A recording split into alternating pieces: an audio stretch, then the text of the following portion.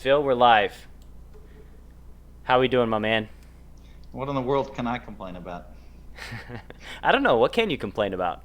Well, sometimes at the table a little poker brat comes out, but I really can't complain about anything. Life's amazing. 7 minutes to getting the lighting right. I think maybe just not having perfect lighting all the time shining down on your face. Well, you Um, wanted the lighting perfect. I didn't care that much, but you might as well. We might as well look good, you know? the record. Let the record state. I wasn't recording it, so I guess it didn't happen. It's uh, my word versus your word. Um, I wanted to start out on a little light note. Actually, I was reading an interview. I believe it was the one that you did at Card Player Lifestyle with Robbie Straczynski. Or no, it was in a tweet, maybe today. You got booed by 250,000 NASCAR fans. How did that happen? What's the story of that? I mean, it's pretty standard for me. I mean, like, I play a bad boy, right? So, um, I was asked to go to a NASCAR race. I want to say in '07. And could have been '05. I don't remember, but anyway, I went with Robbie Gordon, and it was fun. I mean, the NASCAR guys have their own trailers, and so I was in the trailer. I knew that Jeff Gordon was a poker guy. There's a bunch of other guys in NASCAR that are poker guys that love the game, and so I thought it'd be fun, and so I showed up, and Robbie was really nice. We hung out a fair amount over the weekend. We went to the drivers' meeting. That's a big thing. Saw Troy Aikman there. Troy's one of my guys. Really good friends with a friend of mine in Dallas. Just everything's fun.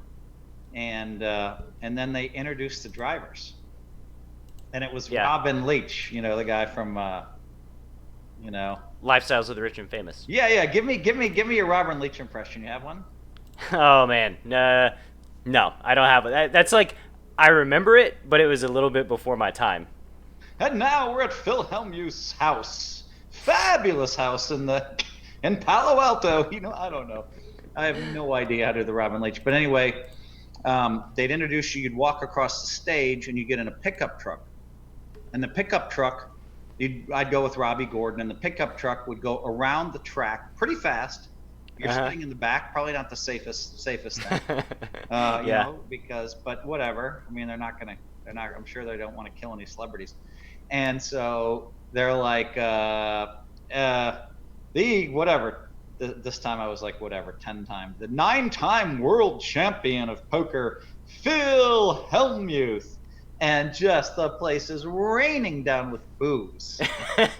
And this is right before the race starts, and I'm like, oh my God, I have 250,000 people booing me. And I turned a little bit like, I'd say white or something. I was just like, oh, this is so brutal.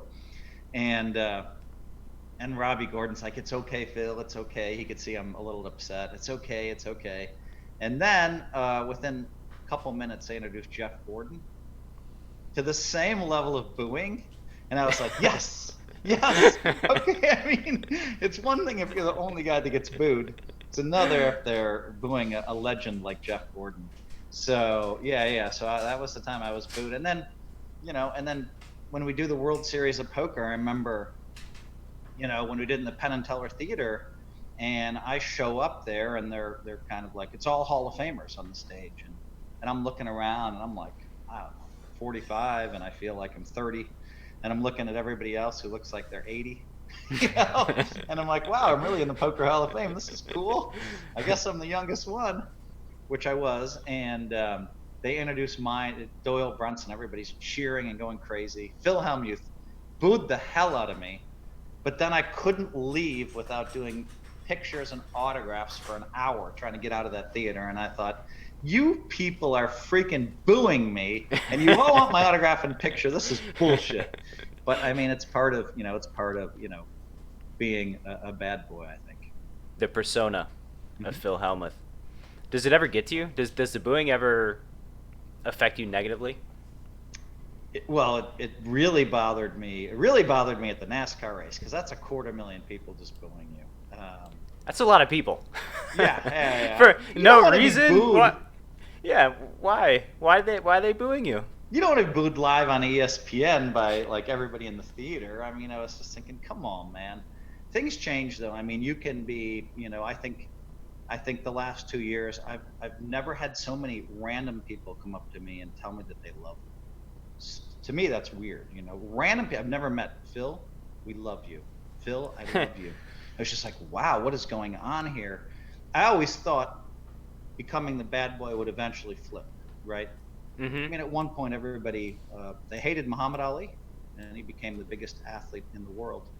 I'm not comparing myself to Muhammad Ali, but on a much smaller scale, I always felt like people would see that I'm a good guy. I'm a guy that's never cheated on his wife in 30 years. I'm a guy that I'm not a drug guy. I'm not an alcoholic. I'm pretty reasonable in a lot of ways, and so I figured that would come out and I'd have a lot of fans eventually. I just didn't Well, think that I'd get booed for 10 years.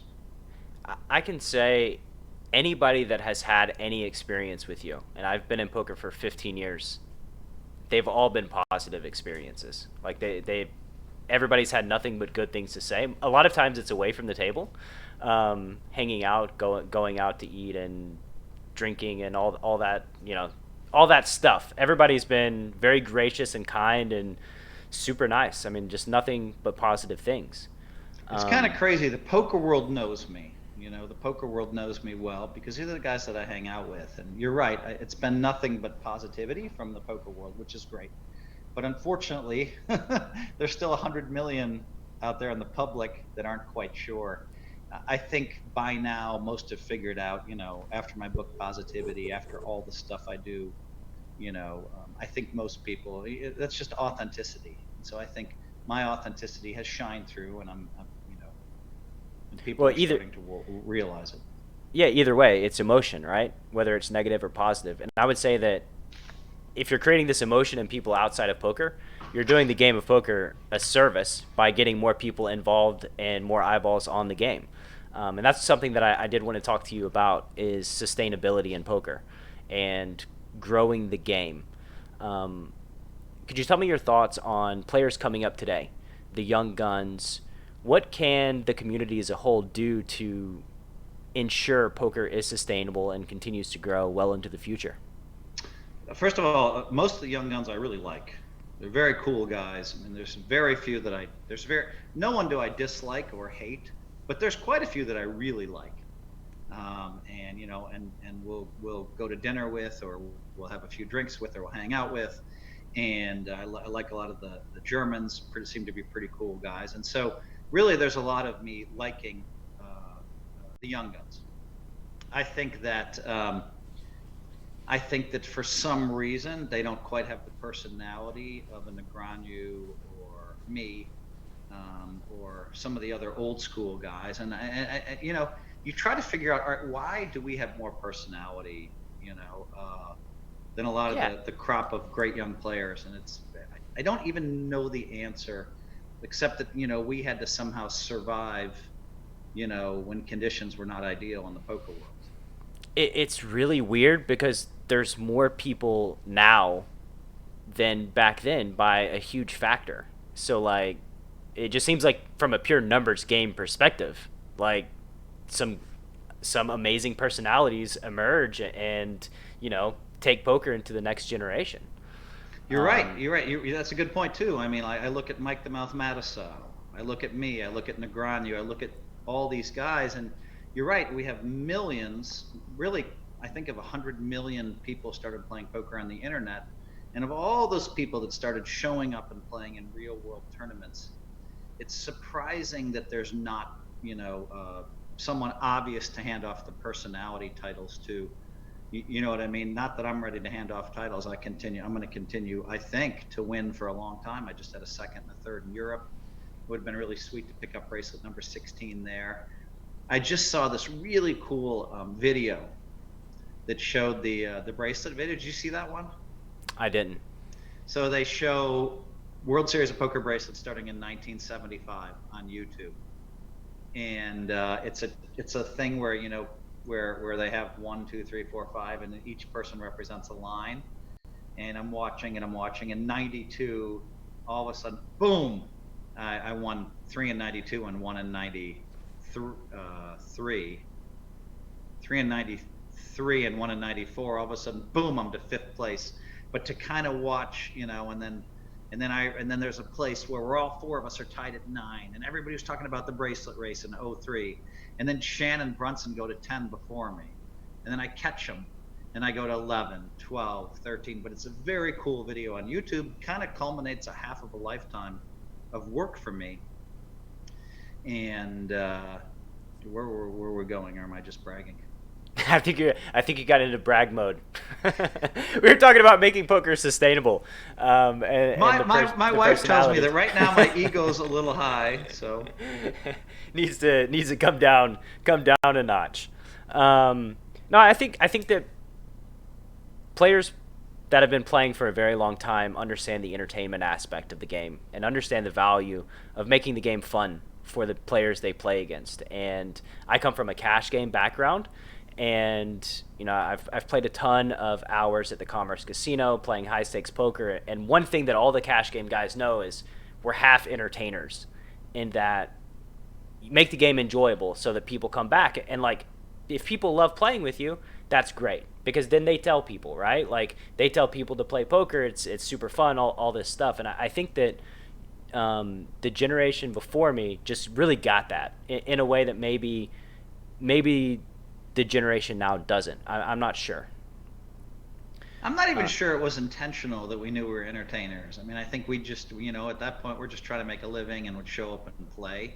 It wasn't until kind of like poker just took off that we realized, wow, we're having this huge influence on the game. I mean, to me, it feels good to be, one of the guys that people want to watch on television. And even now today, when I film stuff, it's pretty cool.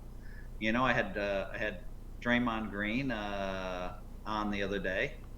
After we're done with this interview, I'm going to go play a high stakes game at my friend's house.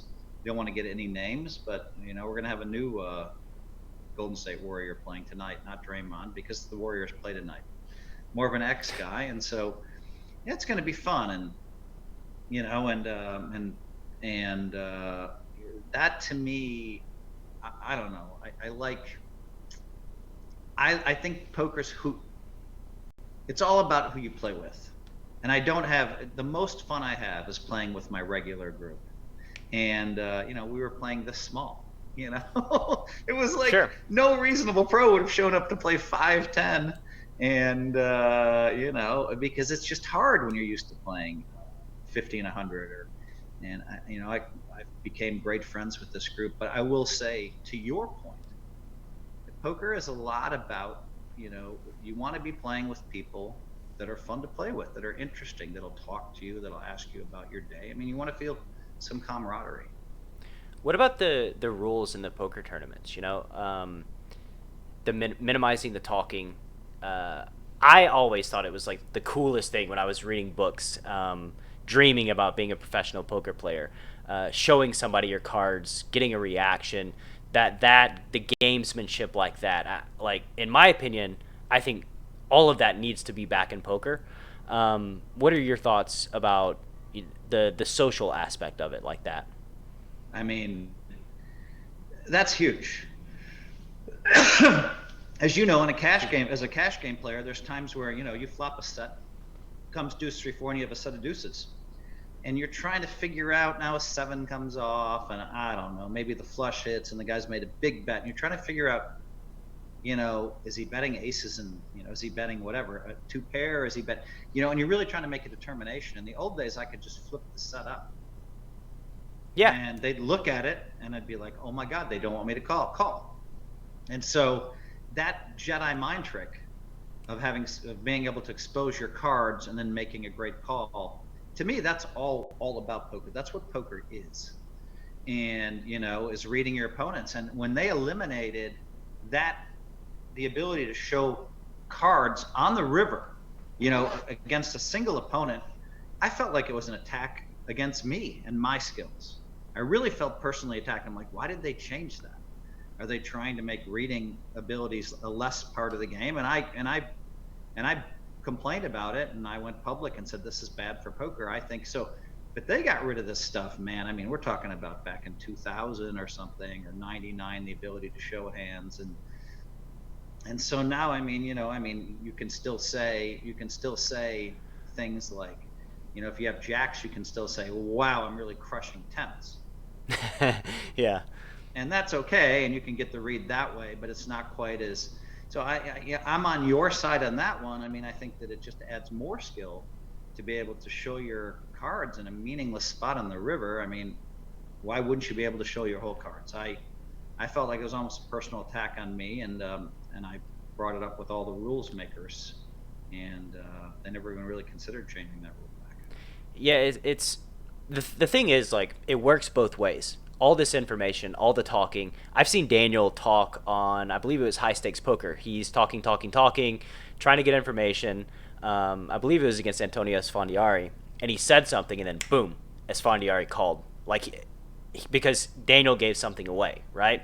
Like, when you turn your cards over, you can close your eyes. Like, your opponent can close their eyes. Like, they can work on controlling their emotions, giving reverse tells. Like, this is part of the game, and it just, like, now it's like I hear the word angle shooting a lot, and it just drives me nuts, where it's like, yeah, like, I'm going to say, okay, I have a good hand on the river and try to get information. I mean, it's a social game. Like, no one's ever accused me of angle shooting by saying, oh, I have queens crushed. I've never heard that before.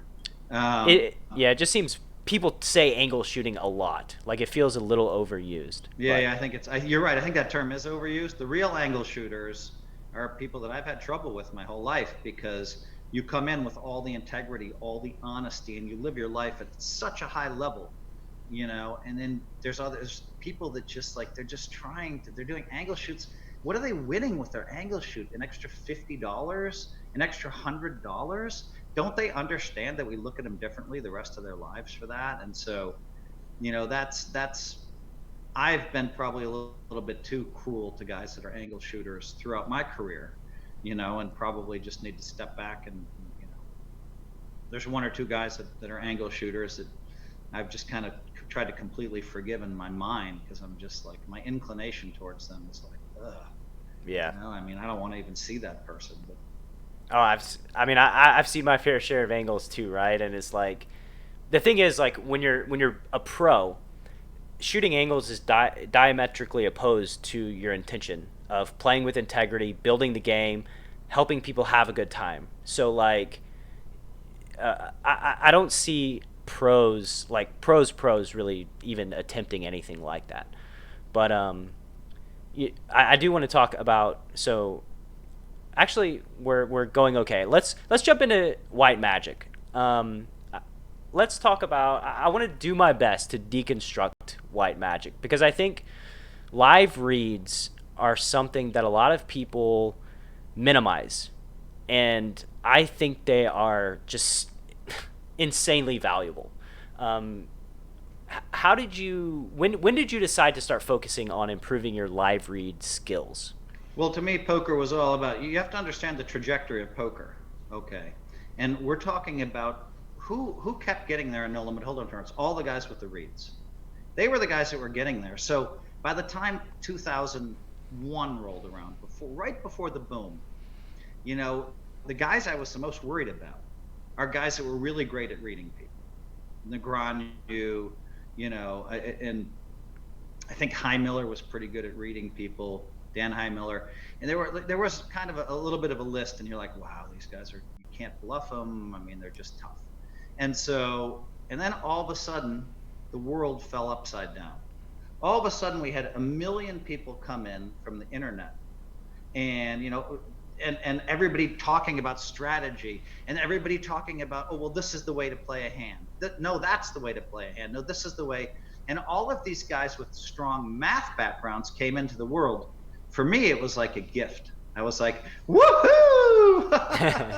I mean, all these guys that were just easy to read, that made all this money on the internet because they didn't have to disguise themselves.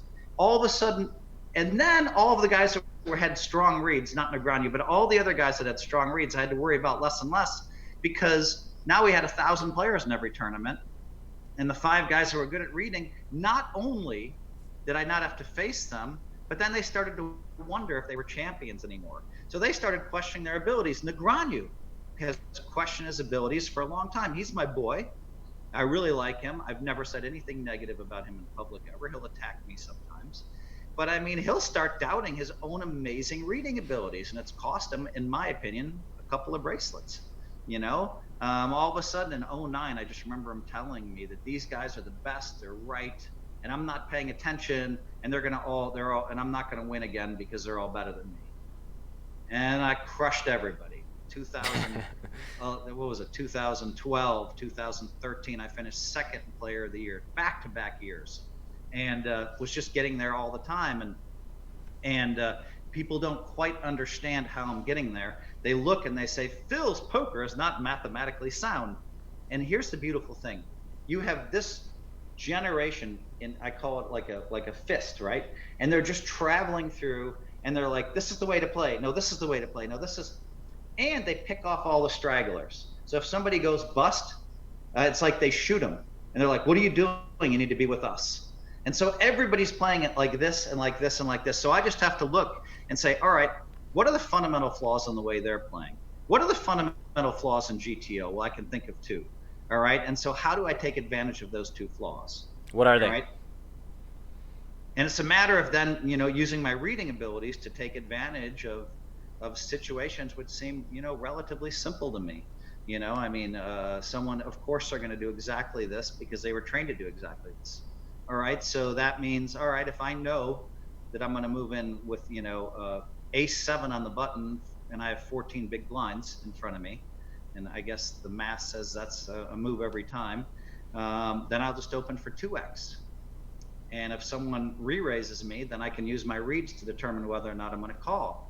And, everybody thought I was so wrong. And then Sean Deeb started doing exactly what I was doing in 2014. And he's like, Phil, I switched over to your way, but still no one else has switched. And then Sean Deeb started winning all these tournaments. And so it's amazing to me that, because I think hanging on to 12 big blinds is a huge stack. I play whole tournaments with 12 big blinds. And if I can then get it in a little while later in a spot where I have to go, say with pocket 10s, or even I might have ace deuce, but the button raises and I move in because I don't think they're going to call, and so, I mean, to me, the fundamentals that are taught to everyone else aren't right. And thank God, because I wouldn't just continue to win. Beyond that, even if they finally do get all the fundamentals correct, then, I hope that, they still have to look at me. You can't wear a hot dog mask or whatever. You can't do that. I mean, it's not, we're outlawing that. So it's interesting to me talking about the stragglers joining the fist. That's a very visual way to put it. And it makes sense because they're desperate, because they're not winning, so they want to latch on to some sort of path or some sort of hope that they think will lead them to success, right? Right, and they tell their friends, I busted on this hand, I played it that way. And everybody's like, what are you doing? They just shoot them. That's ridiculous. You can't play poker like that. Learn the right way to play. And so they've taken the straggler and pushed them into the fist. So just more people that's easier for me to pick off. Now I can pick off the whole poker world instead of, whatever current there, and so I like this. This is good for me. And, you could come back and say, well, Phil, you're delusional. Everybody else is right. I mean, and that's one theory. It could be my delusion, except that I just keep getting there. And so then I don't think people know what to do with me. Yeah, you keep having success, and yet you're delusional. So maybe you're just the luckiest human that's ever sat down at a poker table, or maybe you just know something that other people don't. Well, they see all these pots I lose where I'm a big favorite, and so they can't attribute it to me being the luckiest. So they have to attribute it to something. They don't honestly understand what I'm doing. I mean, Antonio Esfandiari, who's one of my boys who I really like a lot, he was doing the commentary for the 2012 WSOPE, and he was just like, I don't understand what's happening. I don't, like, the number of times he said, I don't understand what Hellmuth is doing was like funny.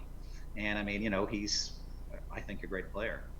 I think it's interesting that in almost all professions, like, you can reverse engineer, right? You can look at what you're doing and kind of reverse engineer the strategy and implement it into your game. And I want to go back to the white magic. What does your process look like for cultivating this ability to read people, like, on a daily basis, and especially like in the beginning, I guess, when you were had the, you're going to realize the most gains early on, right?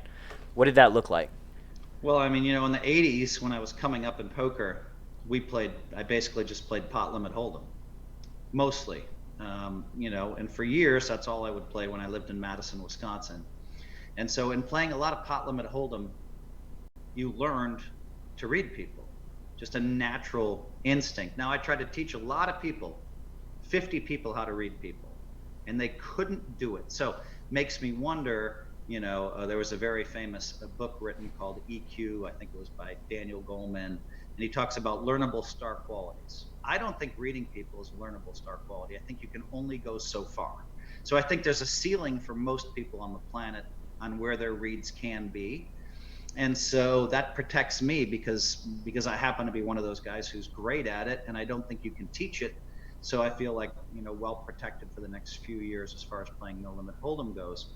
The process, though, for me, good question, was to say, all right, what does he have?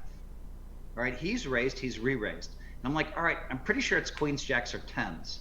All right, now it doesn't look like queens because he did that. Could be jacks or tens. So narrow it down to 2 hands, and I just take a flat guess, right? It seems more like tens. Well, the number of times I hit the actual hand on the head scared people in the games I was playing, and they'd be like, holy shit, I have tens, how did you know? And they'd flip up the tens and show me. Or I'd say, it has to be ace king because you overbet or whatever, and they'd flip it up and they'd say, holy shit, how do you know?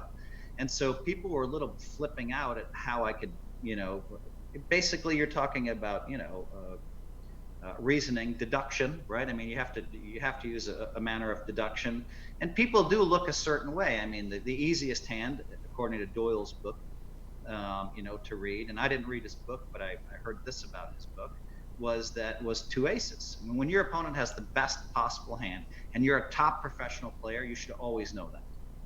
And so there's just a different vibe that they give off. And so start there. So it happened to me the other day. I was at the series where I don't play a lot of cash games.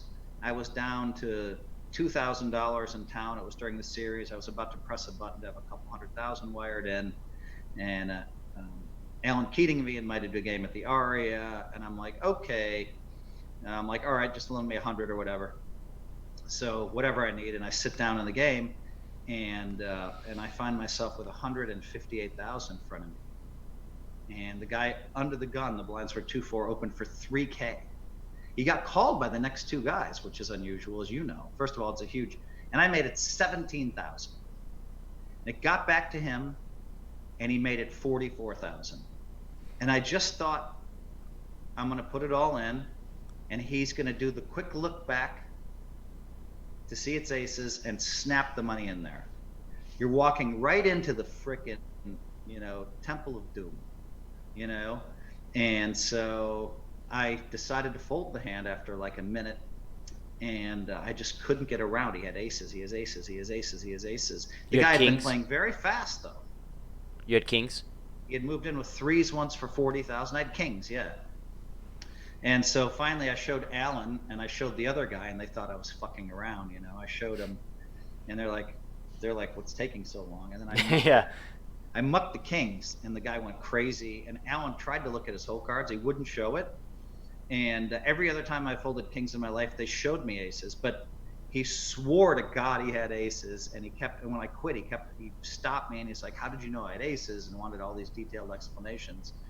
So I mean, if he didn't have aces, he went a long, long, long ways to convince me for no reason, because I've only played with the guy once. But what pissed me off about this story is I haven't had 158,000 of my own money in front of me in a long time in a cash game, You just snap, get kings versus aces. And then they give me kings versus aces. Come on, man, I'd already lost like 160K. I had kings against tens. I almost lost both boards on that one. So I was just like, what is going on here? But I was proud of myself, and I left. I booked a 17K win. I don't think the 17K lasted me more than a week, and I had to wire in a couple $100,000. But I could easily, have won a couple $100,000 in that game. Alan put me in an amazing game. And so that's just something. I haven't folded kings in a couple years before the flop. And that's one where it was just completely instincts. Yeah, I folded kings maybe 3 or 4 times pre. I've always been shown aces, and I can say that if he didn't have aces, you're probably going to get shown, just because you're you, and gonna try to put you on tilt by showing you whatever. But I would say that that's a spot that's probably aces, a giant open, giant squeeze, and then like a min 4 bet. Um, People are like, well, why didn't you call 27,000 more and take a flop? well, you don't have And odds for one. that's pretty expensive. He did have me covered, so I mean, if I do hit a king, then maybe I do get it all in. Sometimes it comes an ace and a king, but Yeah, but a it's lot like of times it just comes deuce deuce four, and now what? Now you have to now you're call now the you're king. yeah, now you're setting yourself up to go broke because you now have an overpair and you're like, what am I doing? I called and it's deuce four. Like, yeah, it's a snowball effect, and So I maybe would if say you have a this: million. if you're at home watching this interview and you want to increase your reading abilities, then I mean, just try to guess other people's hands, but make sure there are people you can ask later. I mean, you might have a deal in place with some people and say, hey, listen, I'll show you guys 5 or 6 of my hands if you show me 5 or 6 of yours, right? That kind of thing, where everybody's like, okay, cool, and just say, hey, we're all practicing our reading abilities, and then try to guess. I think you had exactly jack. So when they show it, you're going to be like, whoa. You're going to be like, and so I think that's a good game to play that I talk about in my books, is trying to guess someone's whole cards. It's very interesting. Malcolm Gladwell puts it very well in Blink. If anybody out there hasn't read Blink, the power of the subconscious mind and what you're focusing on.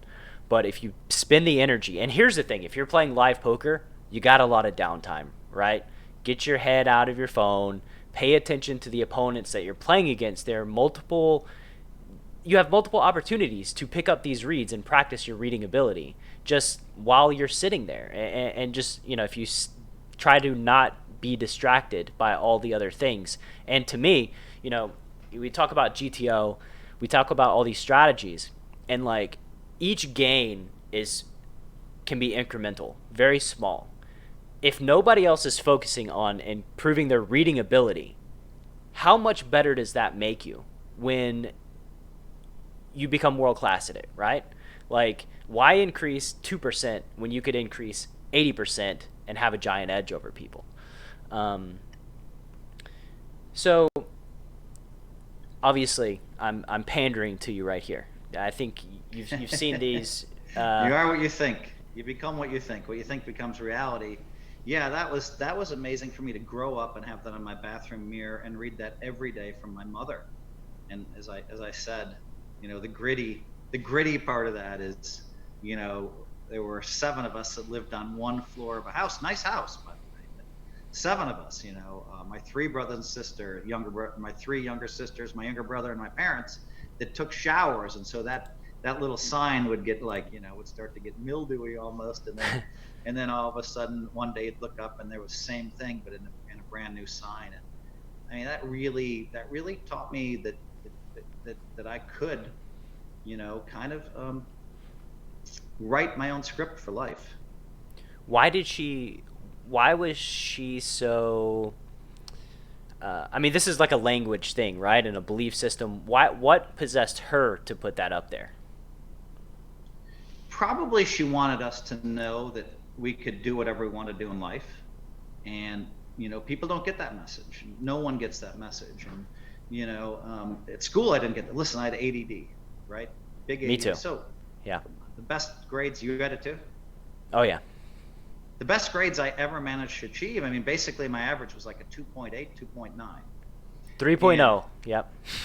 Okay, you're a little better than me. And then, I remember I wanted to show the University of Wisconsin that I was smart, so I actually worked really hard and got like a 3.68 or whatever it was. My last kind of year of school, I wanted to show them that I deserved to be in the business school, that I could apply myself. But they said no, and I was studying business and philosophy, which is basically poker. So I went that direction. I gave being a professional poker player. I loved poker. I loved choosing my own hours, and kind of went that direction. What is the importance of language and self-talk? Like, how can it help propel people to greater things in your view? Huge. Listen, I was on a trip with Peter Guber. Rob Lowe was with us. We went to Machu Picchu. We went to Galapagos Island. Well, Tony Robbins was supposed to be with us, but he had to bail at the last minute. So we were on the Tony Robbins plane. But we were talking about Tony and the way, and his use of language, the way he believes that if we just use a few different words, a few different iterations, that it can have a powerful effect on our lives. And so that's what Peter Guber was telling me. Tony's been great to me. Tony, who doesn't know me well, but because of Peter, a famous LA billionaire, amazing guy, that Peter's kind of vouched for me. And so Tony's been in the back of my books, and he tells people to buy my book, Positivity, in his classes. That's the biggest honor I could have. And Wow. So I'm all about language too, writing things down. So, but in a different way. I think of the truth as being this blob, right here. And, I think of it almost being like, I'd call it a blob, not clay, but maybe. And so I think you can approach truth from this angle, and this angle, and this angle, and this angle. And so when I talk to really, really smart people that understand truth, and I'm lucky to be able to talk to these amazing folks, people that rule the world, so to speak, they all have an understanding of truth, but from a different angle. And so I'm like, yeah. And they're like, yeah. We agree on almost all of our thoughts. So I mean, part of using language is to, one of my 8 life tips from Positivity is to simply write down your yearly goals, 2019 goals, and tape them on your bathroom mirror. So you have 8, 9, 10 goals, taped on your bathroom mirror. You see that every morning when you wake up. That's using language. And you're not going to be able to write those goals in one day. I mean, if the people that are watching this, write them down the best you can, but you're going to change a few words the next day and the next day. After 2 or 3 days, you have the list just the way you want it. You tape it on your bathroom mirror. And so that is a life tip that I came up with myself, and my yearly goals are absurd.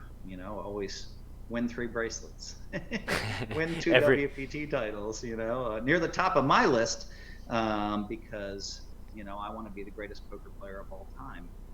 And by the way, that's a goal that I wrote down in 1993. I wanted to be great at poker, but then in 93, after winning 3 bracelets, I said, all right, I'm going to be the greatest poker player of all time. How do we measure that? You measure it by starting like everybody else in a tournament. You can't measure it. Some people are really good, as you know, as a professional poker player. Some people are really good at schmoozing. They get into better games. Some people are really good at borrowing money. Some people, because of other skills that are not related to just poker, they're able to have an edge. Some people are like, they have a rich friend who's like helping them, staking them, or they have a rich friend who says, hey, I can help you, go collect some money for me, or this or that. I've seen it all in poker. The only way we can really know who's great is sitting everybody down in the same tournament and seeing who wins all the bracelets, who wins all the titles. We all know there's some great cash game players whose names aren't out there, but some of those cash game players, it might surprise you and your audience to know that they were broke a year ago, or 2 years ago, or 5 years ago. And, and how did they get back on their feet? They were good at borrowing money. Yeah, it does not surprise me. that would not surprise me at all. I mean, it's a volatile lifestyle, and I think that there's a lot of self-sabotage involved in poker, especially when you get to the highest of highs, where huge self-sabotage is involved. Yeah, and money management's your thing, and I'm not picking on somebody like Bryn Kinney, right, who buys into a tournament for half his net worth. But you do that enough, disaster will inevitably strike. It's not. Bryn went public saying, he did, saying that, he was struggling a little bit financially 9 months ago or whatever. There were rumors that, he was broke. So what? I don't have a problem with that. I think Bryn is an absolutely top player, fantastic player. But, I mean, if he put himself in, if a player puts themselves in a bind where they have to able to borrow money or depend on others to play in tournaments, is that player a great player? Bryn Kinney is a great player. Yeah, they're great players. Mm-hmm. But there might be 10 guys exactly with Bryn Kinney's skill level that can't get staked. and so he happens to get staked and win some stuff. I mean, there's some very talented players out there that are broke. And they'll get in action, right? Because other poker players recognize the skill and see it as investment opportunity. So it's like, Yep. it's very hard to stay out of action if you're an amazing poker player who's like personable, easy to deal with, easy to Correct. talk to. If you're a dick and nobody likes you and you're shooting angles, maybe you don't get staked when you go broke. But the nice guys, so I think in that sense they can afford to take more risks especially if they know that they're back in action. That's right. In case something happens. To Ben Kenny's credit is he knows he can take more risks. And yeah, he's in action tomorrow. He chose a really good time to go on with his own money in August. And Yeah. it led to a huge bankroll for him. He definitely chose a good time, but and again, like your net worth is your network, especially in poker. Talk to people, make friends, be cool, and even if you go broke, you're back in action. But yeah, poker tournaments, like you said. What about the high rollers? I mean, like the all-time cash list to me is a little questionable, especially with like the 300Ks. It's a joke. The all-time cash list is an absolute joke. I mean, Antonio Esfandiari hadn't won very many tournaments in his life. He wins one tournament for 18 million, and all of a sudden he's leading the all-time money list. And what percentage did he have himself in that? I don't know. There's a lot of rumors saying he had a lot less than 20% of himself when he won it. So, but now even that's 200K. Like that's still a shitload. Say he had 10%. That's 1.8 million, but he gets credit for 18 million. Right. We know guys that have won some of these high rollers that have 3% of themselves. There's one guy. There's some stuff. I don't mention names, but I know of a guy who allegedly had 1.5% of himself or 2% when he won one of these massive tournaments. So now he gets credit for all this money. I mean, Yeah. even the guys that they think are the greatest in the world, because they've been doing well in high rollers. A lot of these guys, will have 40% of themselves, 50%, and for years they only had 10%. And so plus they're trading with each other. So let's just say you have 56% of yourself, as one really famous guy had, and let's just say you traded 5% with 6 other players. Okay, so effectively you only have 26% of yourself, right? And so, the all-time money list to me is a joke. And these guys walk around saying, oh, we're the greatest players. And then they get support from some people like Eric Seidel. I don't know, Eric might have backed off that now, and Daniel Negreanu might have backed off that now. But they're not the greatest players in the world. You have 20 guys that are playing in the high rollers. They're not the greatest. And, they're good at being staked. They're good at having 10% of themselves in tournaments. But if you look at those 20 players, 3 or 4 or 5 of them are amongst the top 10 players in the world. So let's not mince words. Let's just say that, of the 20 guys that travel all around the world, 3, 4, or 5 of them are truly amongst 10 world-class players. So we give them credit, but right now, the way it seems, they're considered, oh, these 20 guys are the best in the world. No, they're not. They're not even close. And so that's the way it's viewed, because they're out there playing. And, but a lot of times, if we could get down to the truth, if you could see the whole truth, people would be like, wow. But they can't see the whole truth. And so, so I think that the high rollers are probably good for poker. And they do make some people's names. And some of these people will become great, but the high roller list is a freaking joke to me. I mean, I worked my ass off to get to 20 million. If you take the $1 million buy-in tournament where I cashed for 2.8 million off of that list, and you look at me and I'm at 18 million from $1,500 buy-ins and 5K buy-ins and 10K buy-ins, and you're just like, wow, this is just unreal. I'm supposed to have that lofty perch.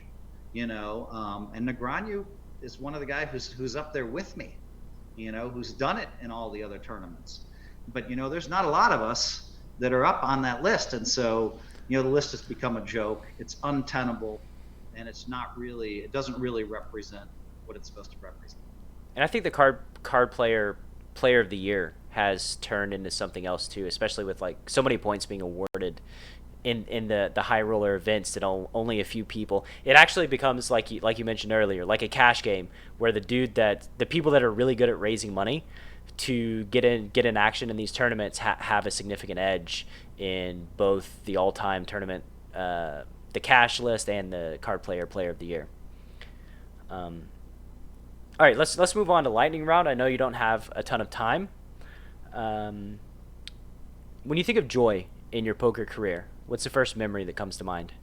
I mean, I'll tell you this. I think I'm a very joyful person. You know, I'm just having so much fun. I mean, I just think, just the last week, I mean, I was at, I went to the NASCAR championships to support, Denny Hamlin. I ran into Michael Jordan there, MJ, and had kind of a funny interaction with him. But I mean, it's my first NASCAR race. We don't have the right credentials to get into the drivers' meetings. They're like, Phil, go right on through. And I arrive and they're like, welcome back. And I'm like, man, I've been to one race like 12 years ago. Welcome back is great, Like, they still remember. And I'm just having a ball, and I look around, I see thousands of people. I'm the only one dressed in gold. But most people would be like subconscious. I'm like, yeah, I'm supposed to be dressed in gold. Just having a blast, I'm all the NASCAR legends are coming up to me. It's, Dale Earnhardt Jr. and all these legends, Tony Stewart, and Tony Stewart's 2 minutes away from getting into the pace car, and he's busy talking to me, and so it just feels like I feel so spoiled. I'm out there just having so much fun. In Chicago on Friday, I was last Friday, I was able to sit down with the governor of Illinois for an hour and 40 minutes, J.B. Pritzker. He's a great friend of mine, and just to sit there, he can't talk to, there's like 3 people in the world he can tell everything to. I'm one of them. And so, and I'm seeing an event the night before. We're picking up 1.3 million in one night for charity. And the night before that, I'm playing a high stakes poker game with Chicago billionaires, winning 30,000. So I'm just having so much fun, a second and a third, just jumping around. So I seem to have a ton of joy in my life. I really like what I'm doing. I'm having a lot of fun tonight. I can't wait to go play in a cash game after we're done. Joy in poker. Sometimes in poker, I just look like I'm too intense. The camera catches me, going, I'm on with ace king. This amateur called me with king jack and hit a jack on the river. What the fuck? The camera catches me being the poker brat. And but I have a lot of joy. I mean, I have a lot of fun playing in World Series of Poker tournaments. I have a lot of fun playing in World Series of Poker Europe. I have a lot of fun playing in World Poker Tours. It was pretty joyous, winning my last bracelet in, 2018. I entered the $5,000 buy-in turbo, and everybody's like, well, Phil cannot possibly do well in a turbo because this is all math. And I think they've had the 5K turbo 4 times. I think I have a 9th, a 1st, and a 6th, despite them saying Phil can't possibly do well in turbos. So that I like that. I like hearing that. And it kind of encourages me. This year I finished 6th in that same turbo, had a real shot at a bracelet. But yeah, the joy of last year of just picking up that bracelet, it was a little bit more unexpected, I think, because, the levels go up kind of fast. And I had a lot of chips going in, and I think I had a chance for a great joyful moment because people say, oh, Phil's no good at online poker. And I popped in this online poker tournament for a bracelet, and somehow I'm just trying to cash, and then all of a sudden we get to 100 and I'm chip leader. And now they realize I'm chip leader, and they start hitting Twitter everywhere, Hellmuth. And then they did a live thing. A couple of people did live things of me, and then all of a sudden we got to top 10 and I'm chip leader again. And unfortunately in that one, I think I finished 5th, but that could have been a joyful, that's cool, man. I'm in my suite at the Aria playing, and this just online poker fun. thing's not so bad. Yeah, if you're speaking of joy in poker, I seem to have a lot of joy just in life. And, the other side of that is sometimes an intensity, and sometimes I can come off as a little Berkey at the table, and that's me. I think everybody kind of knows that, and I think if I ever dress someone down or like whine, then they're texting people and they're like, Phil whined at me, and everybody's like, join the club, now you're in. Yeah, it's And like a I'm rite just of like, passage. and I'm just like, really? But and then of course, what they don't catch is I'm always apologizing to people and saying sorry and shaking their hand. Sorry, I lost it, but it's kind of, there's a lot of joy there, and I'm really having a lot of fun. But I mean, my most joyous moments are, winning world championships. My most joyous poker moments. Poker moments, yeah. It's a good thing that you waited so long to go back to NASCAR. You didn't get booed this time. Well, they didn't put me in the. I was not introduced on stage and put in. I think I would have probably been booed, but I don't know. If you could gift all poker players one book, what would it be and why? I mean, I guess I'm promoting my own stuff, but I mean, Play Poker Like the Pros is the book that I wrote, and it was filled with truth, and it became a New York Times bestseller because it's filled with truth. My book, I think, is the best book for a beginner and the best book for an intermediate player that you can have. And the advanced stuff, I didn't touch on quite as much, but I think that it's just filled with basic fundamentals. You want the perfect golf swing, this is it. You want the perfect strategies, these are those. So I'm very proud of Play Poker Like the Pros, and I just did a very solid job. If I could go back, I might change a couple of things, but not too much. It's very hard to write a poker book. It's very hard to. It's so organic, Things change, the game changes, and strategies change over time. That like after 15 years, it's like it's really hard for something to stay relevant, especially in a game like poker. If you could wave a magic wand and change one thing about poker, what would it be? Wow. I would legalize online poker. If I could wave a wand, I would tell my friends to spend $160,000 with the proper committee, back in 2012, because it took about $160,000 to make sure online poker was legal. They didn't know it. I didn't know it. I had heard rumors. What do you mean? Well, I haven't heard this story. Well, I mean, do you know what online poker became illegal? I am aware. So one guy wanted to run for president, and he was doing a favor for someone else. He didn't even run for president. So they threw it on as a rider. Yeah, Bill Frist.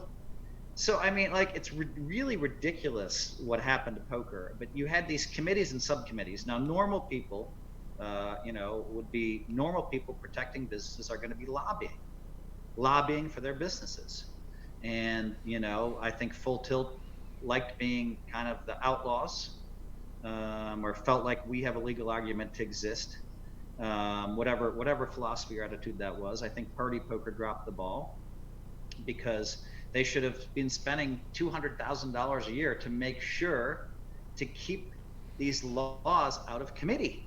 It's not hard. I mean, it's exactly what people do in the United States of America. They lobby for what they need. I don't necessarily like the system.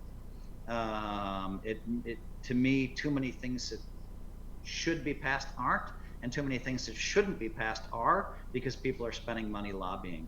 But we dropped the ball with online poker. So I would love to. Online poker cost a lot of us huge salaries and huge upsides, and it may end up leading to some great things, but it also cost millions of people, who were making a living playing online poker. There were a ton of people who were really good. Hundreds of thousands, would still be doing well, I think. And sponsorships, magazines. You're talking about UIGEA. That was like 2006, before Black Friday. Yeah, it's definitely. No, I'm talking more about the enforcement. The rider. Yeah. I thought the port bill in New Orleans was 2006, and that was when PartyPoker pulled out of the U.S. No, it was much later. Because it was much later. The UIGA, if you look it up, it was probably, I think, 2012, but much later than 06. But you can go ahead and look it up. I mean, you and I, there were two bills passed, but the one that was really strong is the one that said, "Hey, we're going to enforce this stuff," and then boom. Black Friday was no fun. I was April 15th, 2011. It's like the antagonist on this show. It would be great for poker if online poker were legal in the U.S. For sure. And like a lot of magazines went out of business because they lost sponsorship. I mean, a lot of revenue, market share went way down.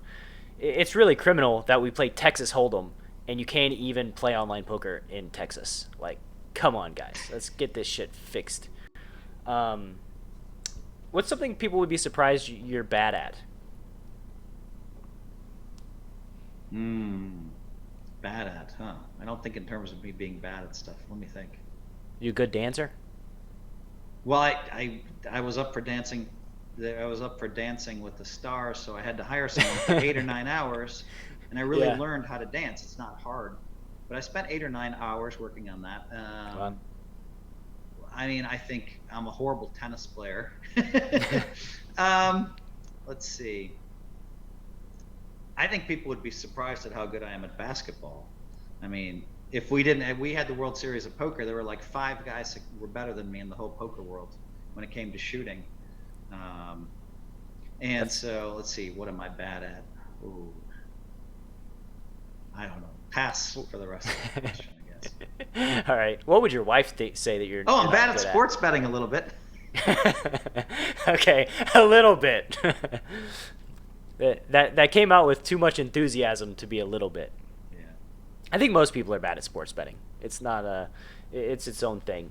My max bet's $1,000 a game, so it's completely irrelevant to my lifestyle. Right. Which is lucky.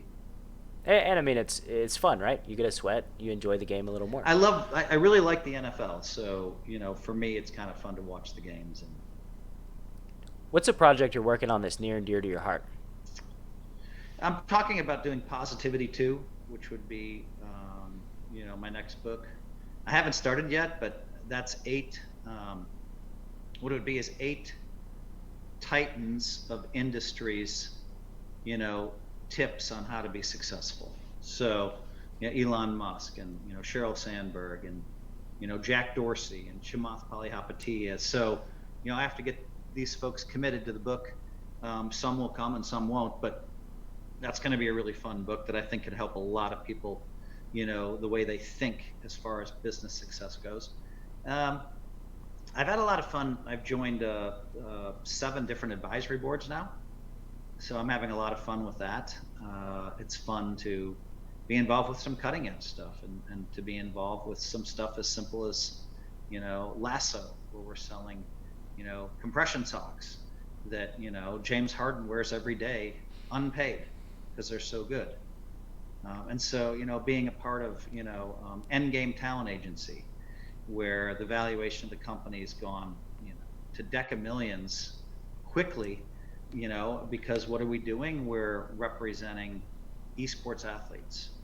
Endgame Talent Agency is, and we're bringing money to them through, all of the sponsors that want to get to that demographic. And so there's a bunch more that I could mention and go into, but it's really fun to be valued. I mean, the CEOs, the startup CEOs, they call me and we have long talks about stuff, and they really value what I have to say, which is pretty cool because I haven't technically built a company of my own. How did you become valuable to them? Like what? Like just learning over time? What did that process look like? Well, my value, being reasonable goes a long ways, right? Being reasonable and having been there, and I've seen companies built from nothing. I've been a part of companies that have built from nothing. So reasonable is a huge, huge, huge part of it. How to deal with high net worth investors, I can help them with that. And then also a huge part of my value comes from the fact that I know, that I'm really good friends with Chamath Palihapitiya, with Bill Gurley, with Bill Lee and David Sachs. My friends have these funds, Rick Thompson, Jason Kalkanis. Those 6 names I just mentioned, they have 5 funds, that are worth billions of dollars. And so, if I like an idea, I can pick up the phone and call any of them and say, hey, let's have a meeting. Can you schedule my company and I in to raise some money?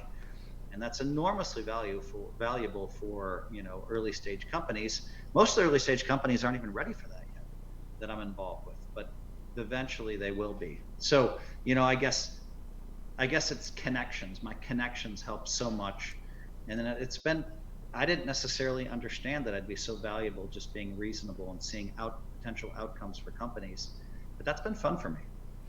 And I would say it speaks a lot to you as a human being at all these connections that you've made and all the people that enjoy being around you. Regardless of your poker talent or your poker ability, you got to be a cool dude to foster and have these relationships.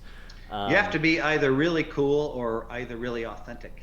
I haven't discovered which one I am. I'm reasonable and authentic. So you could argue that I'm not cool, but I'm purely authentic and straight up. And I've done some pretty cool things in my life. But yeah. Well, they got to like you, you know? They have to like being around you or spending time with you, right? I am super well liked. Everybody, it's amazing. People want to be around me. There's no bullshit. There's no backdoor stuff.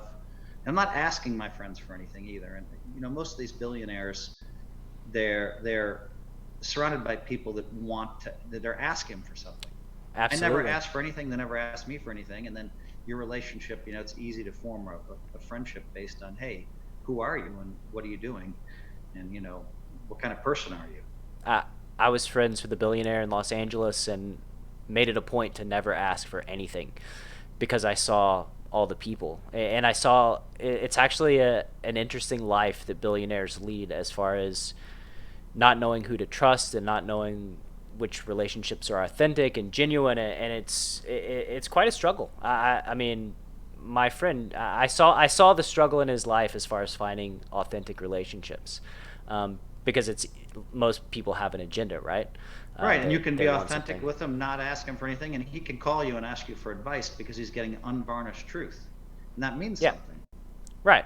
I have no. He can call you to hang out with him, come over to his house and do stuff with him, or be on the jet with him, because you're not asking for anything. Right. It just made it. Yeah, it was a super insight having that relationship and seeing all the inner workings, and like, oh, when people say that money doesn't buy happiness. Yeah, they're right. Like, some people have all the money in the world and no authentic, genuine relationships, and it's tough. I mean, I hate talking billionaire problems, but like, it really is, right? Final question, Phil, and I'll let you go crush some billionaires in a cash game.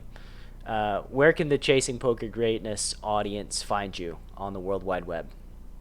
Yeah, I mean, philhellmuth.com is a good place. You know, another fun one for me is I'm involved in starting a new clothing line called Poker Brats with the Z on it, Poker Brats, and we're doing some really cool stuff. But I mean, socks and underwear and T-shirts, and it's just like, if you like casinos, I mean, some of our stuff fits well, so that's a fun one for me. Pokerbrat.com.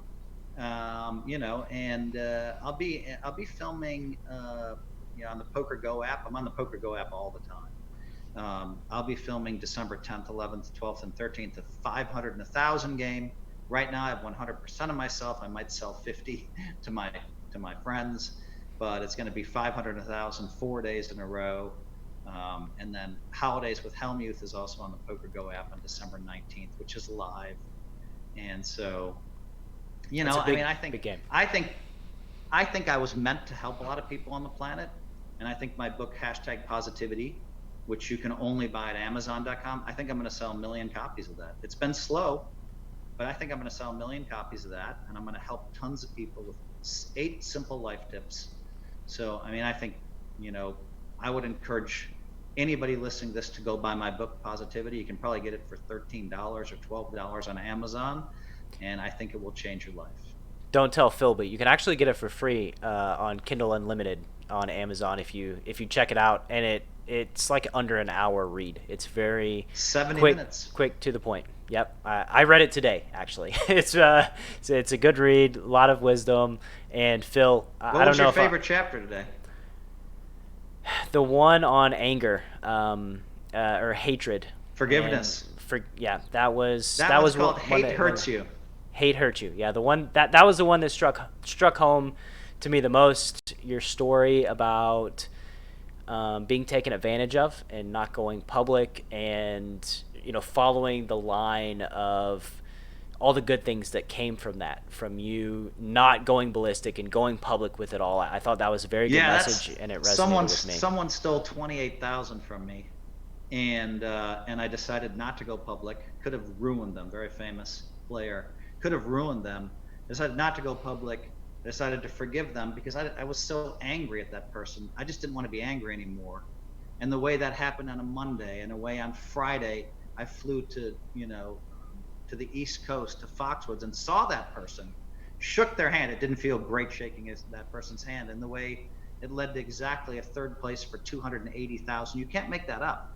And if I had gone public, I would have just answered questions the whole time about this famous player and how they stole from me. And instead, it was just completely buried, sealed off, and I was able to focus on poker. I won 280,000, which was like wow, exactly 10 times. I felt like I was being rewarded. And then that guy ended up paying me back the money anyway, and ended up protecting me. Like he's my biggest defender. I let him off the hook, and so yeah, I think yeah. So the whole point is forgiving people, not for them. They might be the worst person ever. You forgive people for you. So the name of that chapter is called "Hate Hurts You." It's one of my favorite chapters too. I believe it's there's the quote: "Resentment is like taking poison at night and waiting for the other person to die." Because for mindset wise, if you go public, you're ruminating on it, you're thinking about it. It just goes on over and over. You relive it over and over. And like you said, you would not have done well in that tournament. I can say with confidence, mindset would not have been there. It just so yeah that struck home with me and makes me want to do a little better with forgiveness and letting things go. Yeah, Phil? that chapter teaches people to forgive everybody in their lives. Phil, I don't know if I'm going to wear your Poker Brats underwear, but it's been delightful, awesome having you on the show. I really appreciate your time and energy, and come back on again in a few years. We'll catch up, see how you've been doing, how many more bracelets you have. Have a great night, my man. That was fun. I really enjoyed it. Yeah, some good questions. I like the vibe. Good luck. Thanks, Phil.